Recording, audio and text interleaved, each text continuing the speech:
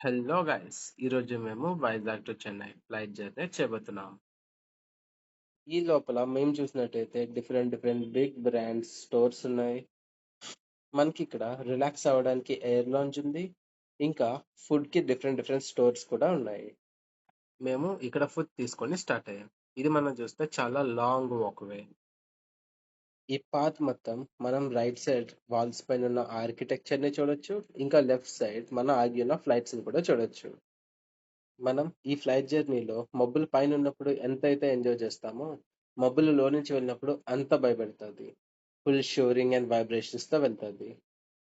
మేము ఫైనల్లీ చెన్నైలో ల్యాండ్ అయ్యాం. ఇక్కడ మనం చూసినట్టయితే షేప్స్ ఇంకా చెన్నై ఆర్కిటెక్చర్ తో ఉంటుంది. మేము ఈ బెల్ట్ మీద లగేజ్ కలెక్ట్ చేసుకొని మెట్రో సైడ్ స్టార్ట్ అయ్యాం.